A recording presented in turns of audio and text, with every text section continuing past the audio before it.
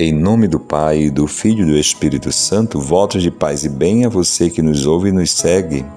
Hoje, a Igreja lê o Evangelho de João, capítulo 8, versículos de 31 a 42.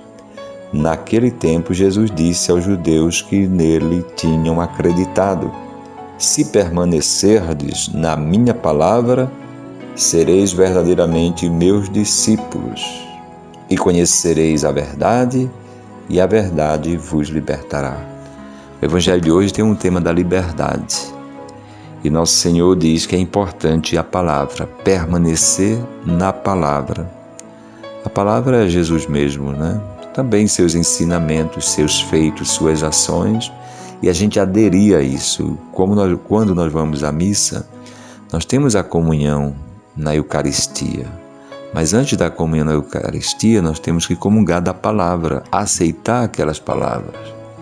Jesus tem palavras muito provocadoras que alguém aceita ou outros não aceitam. Por exemplo, a parábola do filho pródigo, tem gente que não aceita, porque eram dois irmãos, um esbanjou toda a herança e depois voltou arrependido. O filho mais velho não aceitou. Disse: não, esse homem gastou tudo, agora vem pedindo perdão aqui para ficar em casa.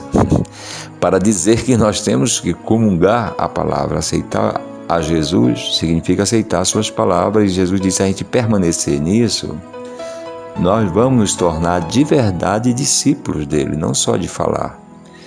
E porque discípulos dele, conheceremos a verdade, aletheia em grego, que significa a revelação de uma coisa escondida, uma novidade. Nós conheceremos muitas novidades.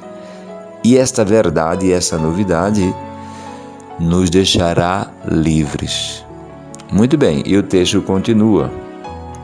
Responderam eles: somos descendentes de Abraão e nunca fomos escravos de ninguém. Como pode dizer, vós vos tornareis livres?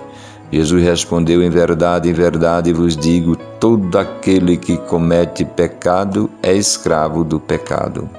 Então, contra a liberdade existe a escravidão. E uma das escravidões, uma delas é a escravidão do pecado, que a gente pode traduzir como falência de vida, um atentado contra Deus, contra si, contra os outros, falência de vida.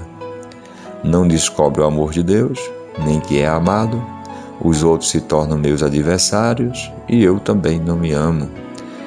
Então, meus irmãos e irmãs, não me descubro como filho, como filha de Deus, vivo no pecado. Portanto, vivo na escravidão, no medo, no terror, na angústia e na falta de sentido. Nosso Senhor vem para nos tornar livres. Jesus continua: o escravo não permanece para sempre numa família, mas o filho permanece nela para sempre.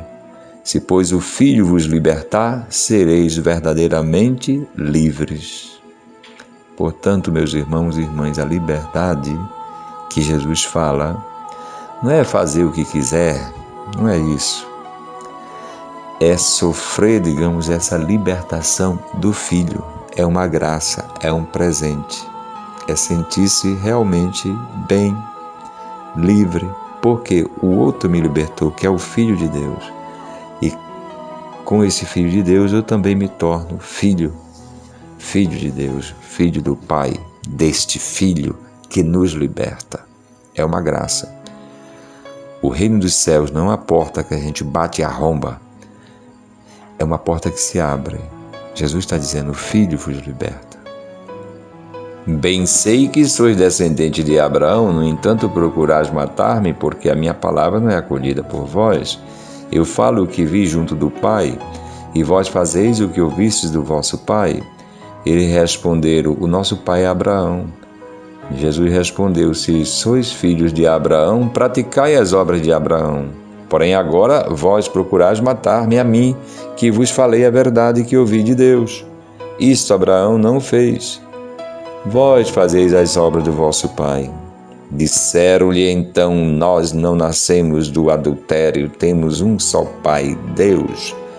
Respondeu-lhe Jesus: se Deus fosse vosso pai, vós certamente me amaríeis, porque de Deus é que eu saí e vim, Não vim por mim mesmo, mas foi Ele que me enviou. Então o Evangelho está nos dizendo que conhecemos a Deus porque acatamos e aceitamos Jesus. A gente pode até dizer que essa é uma pretensão cristã, a identidade entre Jesus e Deus, o fundamento, a origem de tudo. Louvado seja nosso Senhor Jesus Cristo, sempre seja louvado, e assim vamos nos preparando para a grande semana que está bem próxima. A paz de Deus nesse dia para mim, para você e todos nós.